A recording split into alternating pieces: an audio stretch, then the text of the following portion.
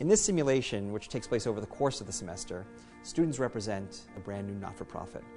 They help set it up, they counsel the executive director of it, they work on bylaws and an application for determination of tax-exempt status, they help to negotiate a contract with a fundraiser, they meet with the IRS over the application for determination of tax-exempt status, and the final part of the simulation is they present to the board of the organization their responsibilities going forward.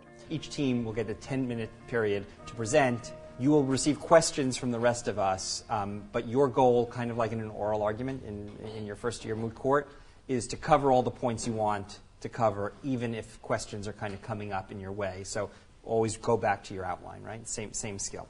So we're here to talk with you about the fiduciary duties of directors. That's everyone here. Why is this important? It's important because basically, as long as you follow, as long as you uphold your duties as directors, this is essentially the method of a corporation of shielding you from liability personally for the actions of the board or the actions you take as a director.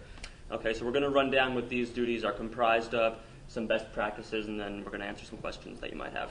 So I guess I'll just start. We're going to be presenting on fundraising, and the roadmap is I'm going to give you a little outline of the different possibilities for fundraising plans and options you have and suggestions in fundraising.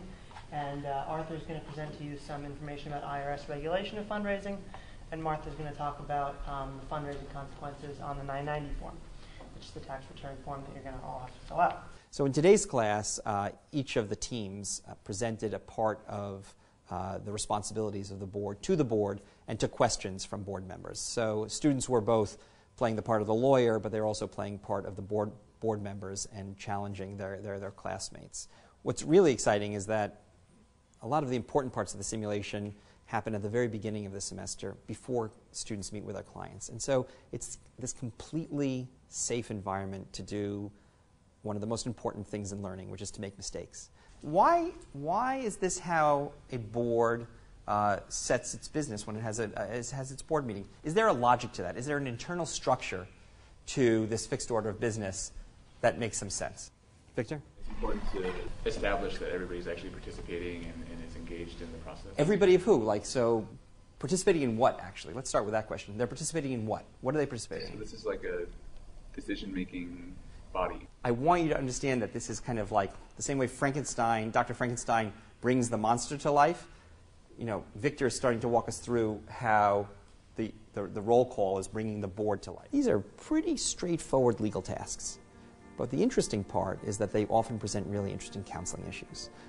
Does the client really know what they want to do?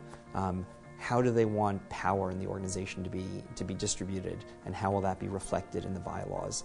And these are issues that clients can spend a lot of time struggling with, and the lawyers too.